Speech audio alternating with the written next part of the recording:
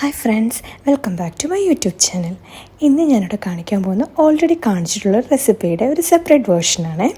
നേരത്തെ ഞാനൊരു vegetable stew ഉണ്ടാക്കിയിട്ടുണ്ടായിരുന്നു. അതേപോലുള്ളൊരു റെസിപ്പിയാണ് ഇന്ന് കാണിക്കുന്നത്. ഇന്നൊരു പൊട്ടറ്റോ സ്റ്റൂ ആണ് ഞാൻ കാണിക്കുന്നത്. നമ്മളുടെ അപ്പത്തിനും ഇടിയപ്പത്തിനും ഈവൻ ചപ്പാത്തിക്ക് പോലും നമുക്ക് കൂടെ കഴിക്കാൻ പറ്റുന്ന ഒരു പൊട്ടറ്റോ സ്റ്റൂവിൻ്റെ റെസിപ്പിയാണ് കാണിക്കുന്നത്. ഈ വീഡിയോ ആദ്യമായിട്ടാണ് കാണുന്നതെങ്കിൽ ദയവായിട്ട് ലൈക്ക് ചെയ്യുക, ഷെയർ ചെയ്യുക, സബ്സ്ക്രൈബ് ചെയ്യുക, കമൻസും രേഖപ്പെടുത്തുക. അടുത്തുള്ള ബെൽ ബട്ടനോട് പ്രസ് ചെയ്യുകയാണെന്നുണ്ടെങ്കിൽ നിങ്ങൾക്ക് ഞാനിടുന്ന വീഡിയോസൊക്കെ നോട്ടിഫിക്കേഷനായിട്ട് വരുന്നതായിരിക്കും. അങ്ങനെയാണെങ്കിൽ നമ്മൾ നീട്ടി വലിച്ചു കൊണ്ടുപോകാതെ നമുക്ക് നമ്മുടെ വീഡിയോയിലേക്ക് കിടക്കാം. പൊട്ടറ്റോ സ്റ്റൂ ഉണ്ടാക്കാൻ വേണ്ടിയിട്ട് ആദ്യം വേണ്ട ഇൻഗ്രീഡിയൻ്റ് എന്ന് പറഞ്ഞാൽ എന്തായിരിക്കും? പൊട്ടറ്റോ ആയിരിക്കുമല്ലോ. അപ്പോൾ പൊട്ടറ്റോ ഞാനൊരു വലിയ സൈസിലുള്ള ഒരു 5-8 പൊട്ടറ്റോ എടുത്തിട്ടുണ്ട്. ആ പൊട്ടറ്റോ ഞാൻ കുക്കറിനകത്തിട്ട് നന്നായിട്ട് തൊലിയോടുകൂടിയാണ് ഞാൻ വേവിക്കാൻ വെക്കുന്നുണ്ട്. നന്നായിട്ട് വിസിലടിച്ചോട്ടെ, നന്നായിട്ട് വെന്തോളും. കാരണം നമുക്കത് മാഷ് ചെയ്തെടുക്കാൻ വേണ്ടിയിട്ടാണ്. അപ്പോൾ നന്നായിട്ട് കിടന്ന് വെന്തോട്ടെ. അത് ആ സൈഡിൽ നടക്കുന്ന സമയത്ത് നമുക്കിവിടെ ഉള്ളിയൊക്കെ ഒന്ന് അരിയാമേ. അപ്പോൾ ഉള്ളി ഞാൻ ഒരു വലിയ സൈസിലുള്ളൊരു ഉള്ളിയാണ്, സവാള എടുക്കുന്നുണ്ട്. ആ ഉള്ളി ഞാൻ കുരുകുരാന്ന് അരിഞ്ഞ് വെക്കുന്നുണ്ട്. പിന്നെ ഞാൻ എരിവിന് ആവശ്യത്തിനായിട്ടുള്ള ഒരു 3 പച്ചമുളക് എടുക്കുന്നുണ്ട്. ഞാനിവിടെ മുളക് പൊടി യൂസ് ചെയ്യുന്നില്ല. എനിക്ക് പൊതുവെ മുളക് പൊടിയോട് വലിയ താല്പര്യമില്ല. അതുകൊണ്ട് തന്നെ ഞാൻ പച്ചമുളകാണ് യൂസ് ചെയ്യുന്നത്. ഞാൻ കുറച്ച് ഇഞ്ചിയും വെളുത്തുള്ളിയും എടുക്കുന്നുണ്ട്. അത് ഞാൻ പേസ്റ്റാക്കി ഇടാനാണ് ഉദ്ദേശിക്കുന്നത്. അപ്പം ഞാൻ ഇഞ്ചിയും വെളുത്തുള്ളിയും സെയിം അളവിലാണ് എടുക്കുന്നത്. എന്നിട്ട് ഞാൻ അരച്ചാണ് ഉപയോഗിക്കുന്നത്. നിങ്ങൾ എടുക്കുമ്പോൾ സെയിം അളവിൽ തന്നെ എടുക്കാൻ വേണ്ടിയിട്ട് ശ്രദ്ധിക്കുക. ഞാൻ അരച്ച് വെക്കുന്നുണ്ട്. നമ്മളൊരു പാൻ അടുപ്പത്ത് വെക്കുക. പാൻ ചൂടാകുമ്പോഴത്തേക്കിന് എണ്ണ ഒഴിച്ച് കടുക് പൊട്ടിക്കുന്നത് യൂഷ്വൽ പ്രോസസ്സ് ചെയ്യുക.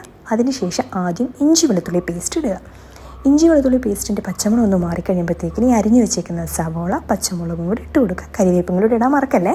ഞാനിവിടെ മറന്നു പോയിട്ടുണ്ടായിരുന്നു കേട്ടോ. ഞാൻ പിന്നെ ഇട്ടേ. അത് നന്നായിട്ടൊന്ന് പച്ചമണം മാറി ഇളക്കി കൊടുക്കണം. ഇവിടെ ഒരു ടിപ്പുണ്ട്, എല്ലാവർക്കും അറിയാവുന്ന ടിപ്പ് തന്നെയാണ്. ഇച്ചിരി ഉപ്പ് സവാള വഴറ്റുമ്പോൾ ഇട്ട് കൊടുത്തു കഴിഞ്ഞാൽ പെട്ടെന്ന് സവാള വഴണ്ട് കിട്ടും എന്ന് കേട്ടിട്ടുണ്ട്. ഞാനും അത് തന്നെ ഫോളോ ചെയ്യാറുണ്ട്. ഞാനിവിടെ ഉപ്പിട്ട് കൊടുക്കുന്നുണ്ട്. പിന്നെ നമുക്ക് ഒത്തിരി വഴണ്ട ആവശ്യമില്ല. സ്റ്റൂവിനൊക്കെ ഞാൻ ഓൾറെഡി ചെയ്ത സ്റ്റൂവിനകത്ത് പറഞ്ഞിട്ടുണ്ട്, ആ പച്ചമണം ഒന്ന് മാറി കിട്ടിയാൽ മതി. അതുകൊണ്ട് ഞാൻ ഒത്തിരി അങ്ങ് വഴറ്റി കൊടുക്കുന്നില്ല, ചെറുതായിട്ട് വഴറ്റി കൊടുക്കുന്നതേ ഉള്ളൂ.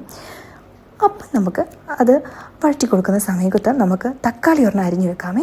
ഞാൻ ഒരു ചെറിയ തക്കാളി അരിഞ്ഞ് വെക്കുന്നുണ്ട്, ക്യൂബ്സായിട്ട് അരിഞ്ഞ് വെക്കുന്നുണ്ട്.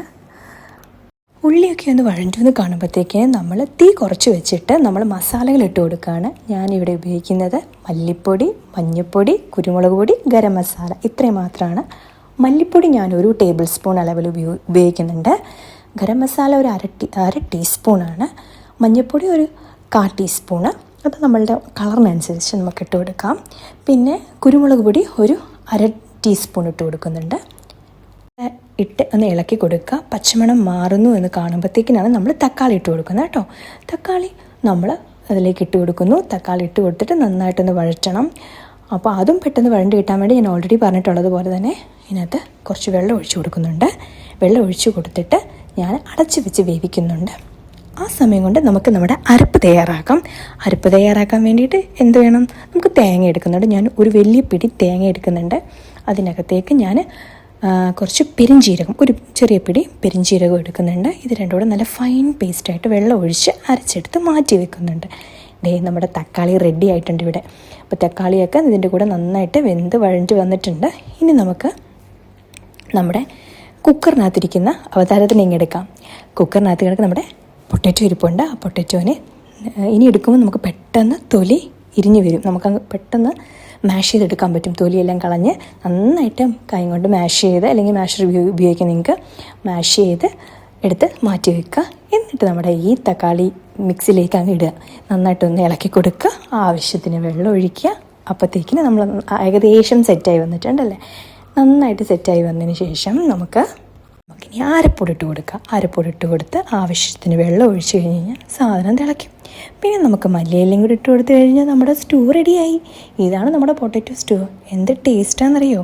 തിളച്ച് കഴിഞ്ഞ് കഴിഞ്ഞാൽ 5 മിനിറ്റ് നമുക്ക് കുറച്ച് വെച്ച് പിന്നെ ഒന്ന് വേവിച്ച് കഴിഞ്ഞാൽ നന്നായിട്ടിരുന്ന് കുറുകും കേട്ടോ. അപ്പോൾ നിങ്ങളെല്ലാവരും ഈ റെസിപ്പി ട്രൈ ചെയ്ത് നോക്കണം. നല്ല റെസിപ്പിയാണ്. മിക്സഡ് വെജിറ്റബിൾ സ്റ്റൂ ഞാൻ ചെയ്തിട്ടുണ്ട്. അതിൻ്റെ തന്നെ വേറൊരു റെസിപ്പിയാണിത്. എല്ലാവരും ഇതും ട്രൈ ചെയ്ത് നോക്കുക. നിങ്ങളുടെ ഫീഡ്ബാക്ക്സ് അറിയിക്കുക. വീഡിയോ ഇഷ്ടപ്പെട്ടെങ്കിൽ ഫോളോ ചെയ്യുക, അതായത് സബ്സ്ക്രൈബ് ചെയ്യുക, ലൈക്ക് ചെയ്യുക, ഷെയർ ചെയ്യുക. അപ്പോൾ നമുക്ക് അടുത്ത റെസിപ്പിയായിട്ട് കാണാം. Bye guys.